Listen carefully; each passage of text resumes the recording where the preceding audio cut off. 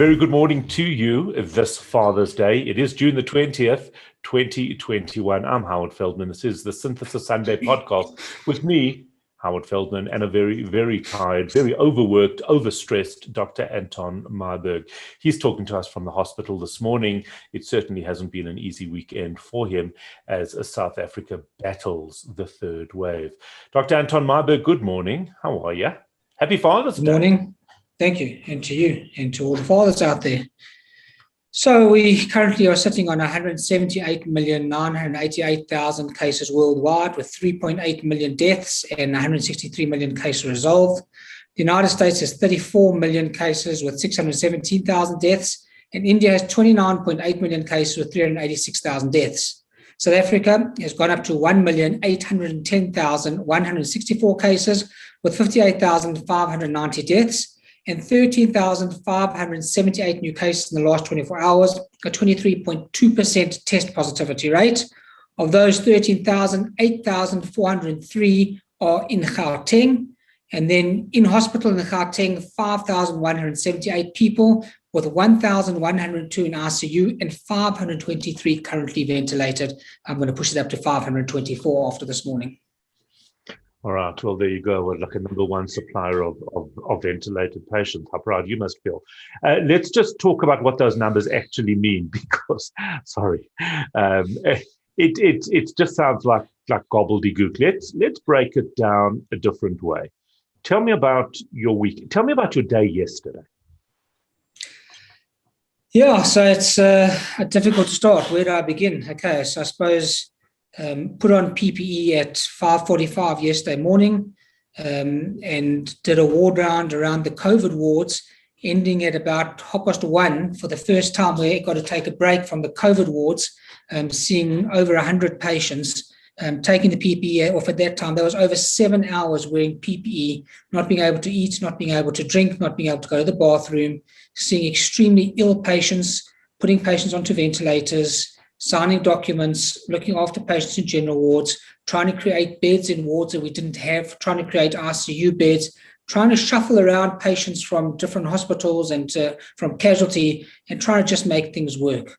So that was just before 1:30, and finally finished a morning round at about 2:30 yesterday afternoon. So the day was quite a long day. It was a difficult day. It was very heavy and taxing for myself and my partner, who were working there the whole morning and whole afternoon and whole evening. So it was a very long, difficult day. How many admissions did you have? So from Friday until last night, we had about 25 admissions, which is a very high number. And I'd say probably about 23 of them were COVID positive. And that just tells you where we're at. I mean, that shows you that the numbers of that 8,000 in Gauteng are completely true, and no one's really making it up. You know, there's a lot of people out there that's saying that we're not in a pandemic and people are getting overexcited. Just come past one of the hospitals and have a look. You know, the writing's on the wall. It's there. We're seeing what we're seeing. So yesterday you had 23 COVID admissions. Give me a sense of what that means in terms of, let's say, the second wave. At your peak, excuse me, at your highest day during the second wave, what was your number? I think about 14 or 15. That was a maximum. So this has gone up. And now remember, the most important thing here is we're not at the peak. We don't even know when the peak's going to be. We're assuming that the peak might be in the next 2 weeks. We're hoping it will be in 2 weeks or less, but we don't know how to predict it yet. All we know at the moment is the numbers are going up incrementally and going up very quickly, and we've still got a lot of work to do. I'm going to reveal something that you said on a conversation, because in fact, doctor-patient confidentiality only works one way, it doesn't work the other. You said to me yesterday, and it was really quite disturbing for me, that when you heard many months ago, when we were listening to reports coming out of Italy, it was hard for you to imagine that we could ever be in that situation. And yet yesterday and over this weekend, you for the first time really understood what they were dealing with. Take me through that a little bit, your thoughts. Yeah, I mean, it's completely true. You know, when I did hear that whole story in Italy and saying that people were sitting in corridors and full casualties and no beds to go to, it was quite hard to understand and work out why is it happening. And now we're seeing it here. I mean, this morning I had to fight to get a ventilator from one of the theaters.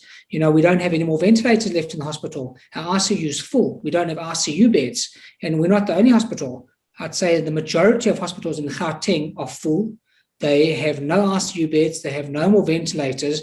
And that's what we're seeing. And that was what was going on in Italy at the time. That was going on in Spain, and it was going on in other countries. And it's frightening. I mean, it's very difficult to take ventilators from other areas that aren't used to be used for common ventilation of a patient in ICU. Just to explain to people, an ICU ventilator is very different to a theatre ventilator. We call that an anesthetic ventilator. They work very differently. They don't stay on for long periods of time, and they're generally used for a shorter period of during operation only. So they actually work in a different modality. And you can't take all of the theatre ventilators because you need those for emergency patients for theatre as well. So you're between a rock and a hard place, literally. It's really just unbelievable. Does this mean effectively, and I don't want to be histrionic, but assuming you have one ventilator available and presented with a whole bunch of patients, that means ultimately that you've got to triage your patients and decide who gets a ventilator and who doesn't. So the decision is not actually made by us. There's a decision made by an ethics committee that will decide who the ventilator would go to in that case. At this point in time, there's something called a JOC committee, which tries to transfer patients to other hospitals that have got a ventilator at the time. The whole of the Gauteng private hospitals are sort of on a combined central sort of network that they're able to actually transfer certain patients to other hospitals when there's a bed available. So there's no longer such a thing as I'm a Linksville patient or I'm a Mill Park patient. I'm a patient where they can get me a bed. I'm a patient where they can get me a ventilator. And that's the circumstances we're in at the moment. Frightening. Right. It is indeed. All right. So let's just start talking about some of the questions. Again, we've had absolutely an untold number of questions. I'm going to try and group them together as I do when we get this number. Let's just talk about what you are seeing in terms of illness. Is there anything different? And I know we ask the question every week, but every week you're a week further into the wave. And it's important to understand, is this the same variant? Is it behaving the same way? Are people sicker, less sick, more transmissible, less, the same? Your summary of... To us, it definitely appears to be the same variant as the second wave. It's the beta variant. We don't believe it's the Delta variant. It's acting very similar to the beta variant. However, this time, as we've said before, we're finding that the same variant is affecting families. So whereas in the first and second wave, maybe one family member will get sick, here multiple family members are getting sick. We're still seeing that young people are coming into hospital to be ventilated. We're admitting 27-year-olds, 30-year-olds, 37-year-olds, 39-year-olds, young people with comorbidities, people with diabetes, people with high blood pressure, people with obesity. And that's very similar to the first, second, and third wave. But what we are noting is that people are staying in hospital for a longer duration because they're sicker. So they are definitely sicker than they were during the second wave and during the first wave. And that obviously also curtails things, because if people are staying in hospital longer and you can't get them out of hospital, then you've got less hospital beds. And it's all very nice for people to say, well, open up other wards. But you've got to have staff to man the other wards. You've got to have people to man the beds. There's only a certain amount of nursing staff. There's only a certain amount of doctors, and you can only take on so many patients. And that's the reality of the country we live in. If we flew in another 1,000 doctors from the United States or from England or from, somewhere else, that would be great. But I don't think we've ever seen any benefit from any of those doctors that were flown in from the first wave, other than to see that they were paid an exorbitant amount of money and did really nothing. We can say it, the Cuban doctors. There's nothing wrong with calling it like it is. That's what this podcast is about. A lot of comment and questions about people having had vaccines. Are you seeing, what are you seeing in terms of people with the Johnson & Johnson having had the first Pfizer dose? So we are seeing quite a lot of people that are getting COVID post-vaccination. And we don't believe it's got anything to do with the vaccination. We actually believe it's got to do with the people standing in the lines at the vaccination centers. People aren't being careful. People are standing on top of each other, pulling their masks down, speaking to people, you're there for 3-4 hours. It's a long time to be there, and people are not socially distancing. And I do believe that is a big sort of catalyst for the spreading of this virus actually from the vaccination centers. A lot of the people that have got the virus have been okay, especially if they've been vaccinated with the Johnson & Johnson. Yes, you can get particularly sick, but there's no doubt that having been vaccinated, it does make a difference down the line. And in terms of how long after the Johnson & Johnson you should have immunity or not immunity, but be protected?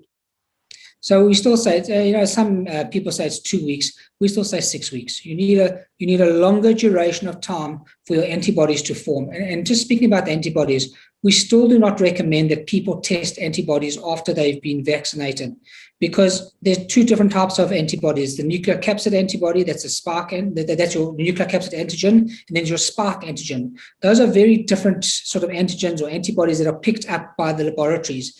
And we still don't understand what it means if you've got a positive antibody response to the vaccine or if you've got a negative antibody response to the vaccine, because it doesn't tell you about your beta cell and your T cell, your B and T cell, memory cells and immunity cells. So we don't know if you've got an adaptive immunity or what your immunity is actually doing. But yes, you might have antibodies, but is that protective or not? We're not sure at this point in time.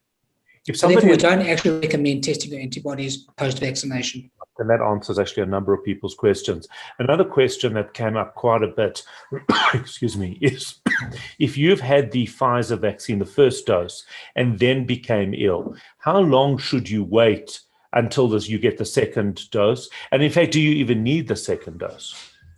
Yes, that's a very good question. I mean, the point of the Pfizer dose is the second dose of the Pfizer is like a booster.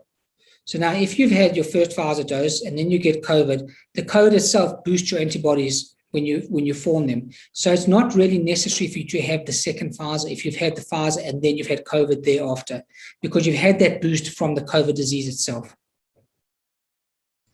Right, because lots and lots of questions around that.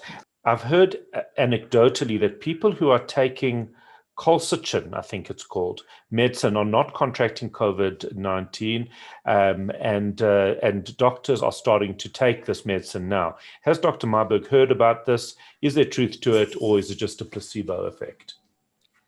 So we've been speaking about colchicine for more than a year. It came out about a year ago in the Israeli trials to say that it definitely helps treat COVID and helps in the prevention of COVID and helps long-term COVID. The recovery trial was done, which showed that there's actually not much benefit to COVID treatment or sort of effectivity from the actual colchicine itself. But we are still using the colchicine in a long-term COVID patient, patients with sequelae of COVID who've got actual lung manifestations, to try and help with the fibrosis of the lung. That's the scar tissue that forms in the lung if you've had severe COVID. So it's not definitively part of our armamentarium of treatment for COVID per se at the moment. We're not using it prophylactically, and you can still use it if you've got severe lung disease from the COVID. But the jury is kind of out there to say they're not sure if there's a major benefit from it, but it doesn't do you much harm to take it. Okay, so it's still information needs to be gathered, really, is what you're saying. Right, and I say it's not a definitive treatment for COVID. Right. Karen says, morning, Howard. I heard on the media that we shouldn't be exercising for a week after the vaccine, even if we are feeling well. It apparently compromises our immunity. Any truth to this? So I think the more important statement from the exercising is that they noted a few hundred people developed what we call a myocarditis, which is swelling of the heart muscle post the Pfizer vaccine, and those were young males that they developed in. But I agree that I think that after a vaccination, you should give your body sort of 4 to 5 days just to rest so that your immunity builds up and you can actually fight the infections better at a later stage, because we do know that with heavy exercise, your immunity does drop for a small period of time, and it's probably not a good idea to do heavy exercise for a few days after the vaccine. A few people asking as well about if you've had the J&J vaccine, if it's advised to have a single dose of Pfizer. Look, I think if you've had the Johnson & Johnson vaccine, then let's rather wait until more people have had the Pfizer, but medically speaking. So medically speaking, I think if you're a healthcare worker in the front line, I think it's a good idea to get a Pfizer vaccine as a booster. But I think for other people that you've already got a vaccine, you've definitely got immunity from it. I think you must wait until other people have had their first vaccines and their second vaccines before we're going to need that booster. We do know that down the line, we're all going to get boosters for some sort of reason or other, whether you've had the Pfizer or you've had the Johnson & Johnson. In fact, they're speaking about a lot in patients who are immune suppressed, so people who've got cancer and on chemotherapy that have had 2 Pfizers, and they've started to see if that they would benefit from a third Pfizer injection because the immunity is so low and they're immune suppressed that the 2 Pfizers might not be enough to create the right type of reaction in the body to create an immunity that your body would require. So that's a study that's being performed at the moment on cancer patients and immune suppressed patients. And I've got a funny feeling that that's going to be required for a third sort of injection for that. And probably then if you've had the Johnson & Johnson, you will need a booster, but that's not going to be for a long time.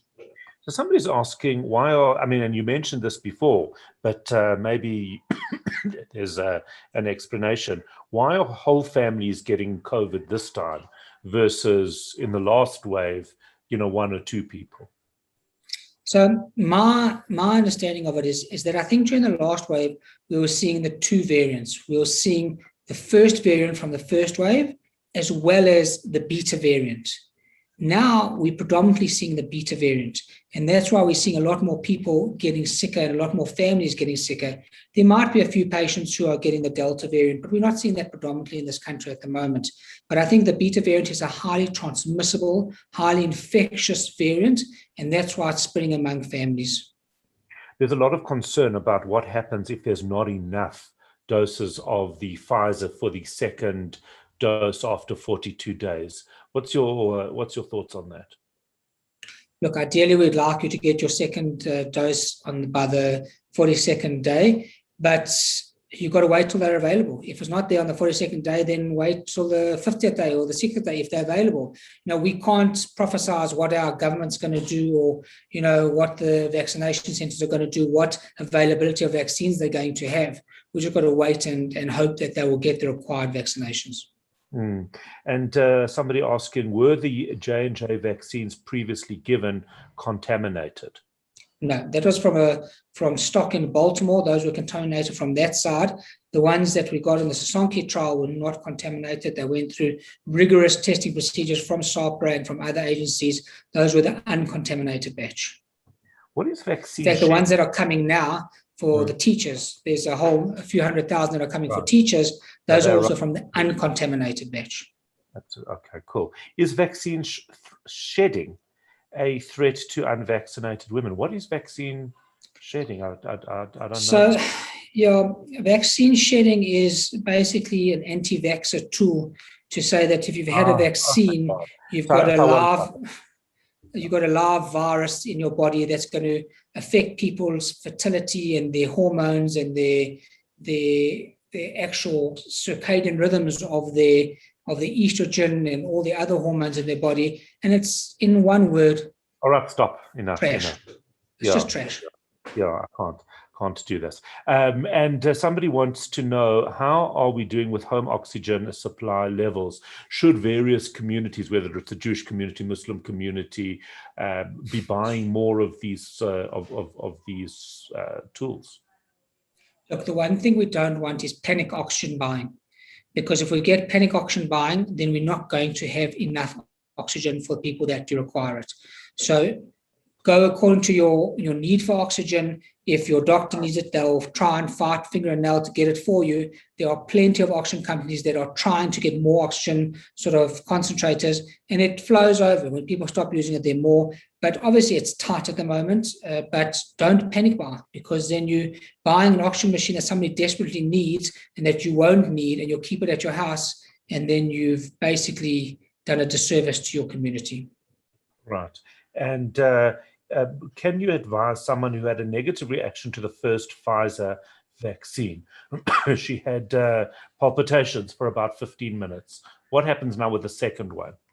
So first of all, I don't really like your cough at the moment. I'm just saying that for a friend, I think maybe you should see somebody. Do you know of a pulmonologist? Maybe none available today. Okay. Look, I'm not looking for a bed. Yeah, you're not going to get one. With regards to with regards to palpitations, I don't really think that's a major side effect. That's the whole point of staying at the facility where you're vaccinated for about half an hour or 15 minutes to half an hour after you've been vaccinated to make sure that you don't get a major reaction. And if it was just 15 minutes, then there's no reason why you shouldn't have the second one. Yeah, let's call it anxiety anyway, shouldn't we? Well, I will call it that. Somebody else wants to know, what about taking anti-inflammatories with COVID? There was a lot of talk and concern at the beginning during the first wave, we were told by the French studies and all that you cannot take anti-inflammatories. We still don't recommend anti-inflammatories during COVID, but for an isolated use of it, if you've got to take it once off sort of every now and then, that's okay. If you're a patient with rheumatoid arthritis on chronic anti-inflammatories and you've been put on it by your rheumatologist, we're not going to tell you to stop unless you've got renal dysfunction or you've got gastric ulcers or different problems from that point of view, but rather stick to the paracetamols. Those are far safer in the recommended dose than the anti-inflammatories. Here's an interesting question. Could the third wave have anything to do with vaccinations? Could vaccinated people be infecting other people at a higher rate? In Israel, more people were sick and died after the vaccination period began than in the whole period from the beginning of COVID. So I think that's a very important point, because we do know that once someone's been vaccinated with the first Pfizer or with the J&J, they straight away think that they've been vaccinated and they kind of let their guard down. They walk around without masks, they start socially interacting with people, they have arrangements with people, they eat together. So it's definitely a driver for higher numbers post-vaccination in people who aren't acting responsibly. And here's a question that's been circulating in my head. How will I ever know if I'm asymptomatic, considering that a lot of people aren't symptomatic? It's obviously the concern is, how do I know if I'm putting somebody at risk? Well, you see, that's the point. That's the point, that if you're asymptomatic, you don't know. And we believe that 45% of people are asymptomatic who have got COVID. You won't know if you've got it. And that's the whole point of sticking to the rules. Wearing a mask all the time, above your nose, not on your chin, washing your hands, sanitizing, social distancing, not having parties, not having meals together, and staying away from people until we get this virus under control, until we get many more people vaccinated.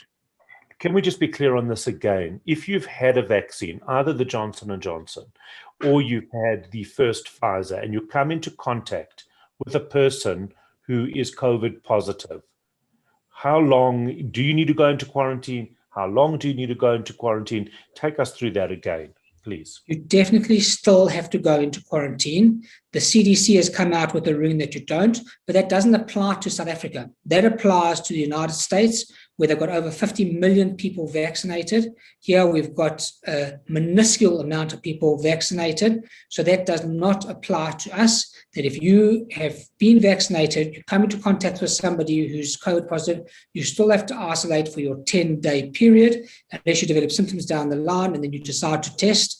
That's a different story. Then you can lengthen that sort of incubation period or your isolation period, but you still have to isolate for the full 10-day period, because we still believe that you can still transfer the virus to other people.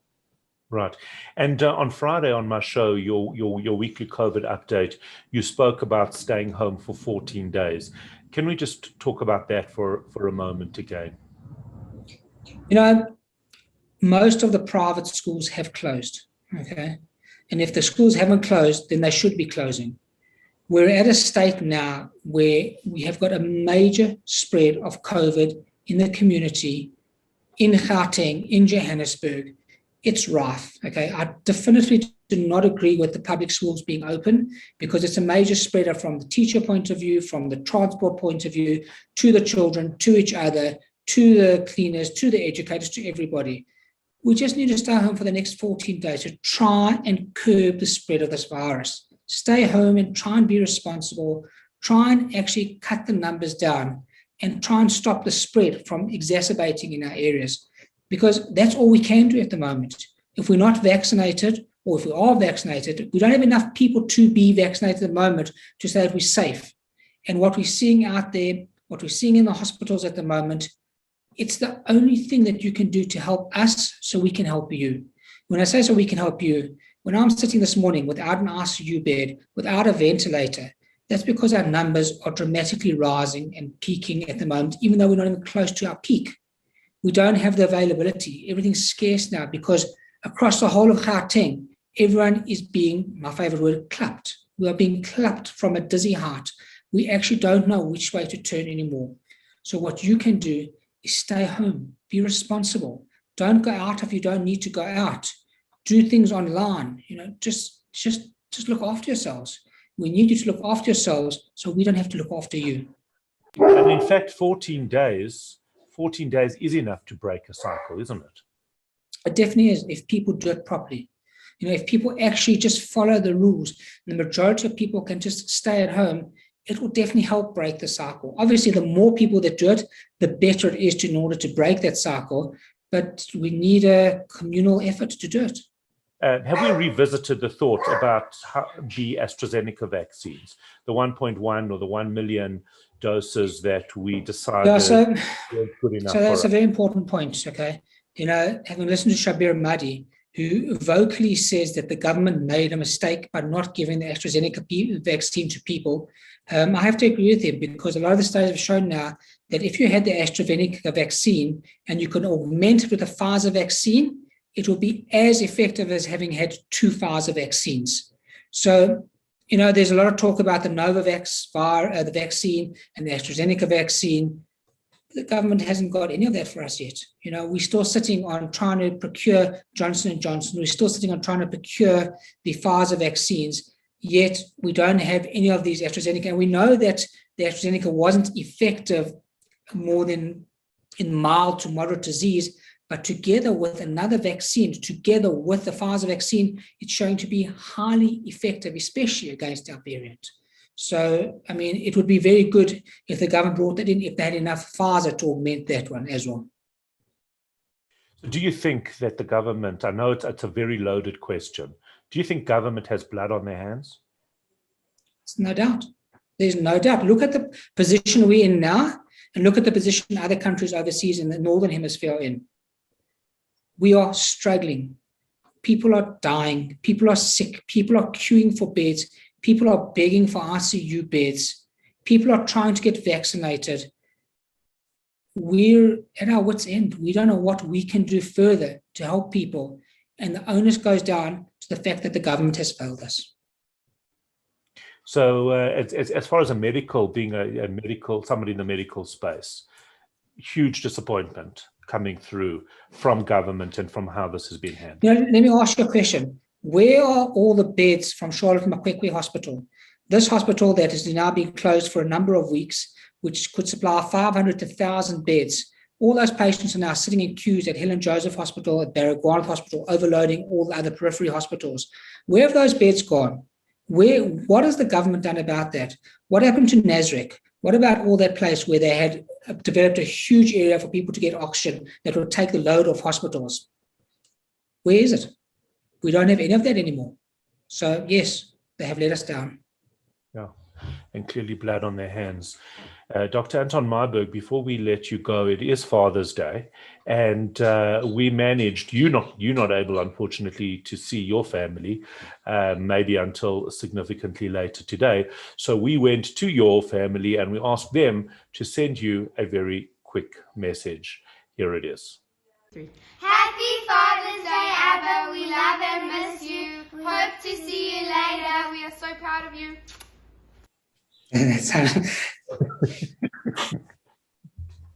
And there you have it. And there you have it. This is the Father's Day edition. It is Father's Day. I'm Howard Feldman, Dr. Anton Meyberg. Thank you for all you're doing for everybody. And just be safe and be well. This is the Synthesis Sunday podcast with me, Howard Feldman, and Dr. Anton Meyberg. Don't forget to subscribe below. Please be safe. God bless.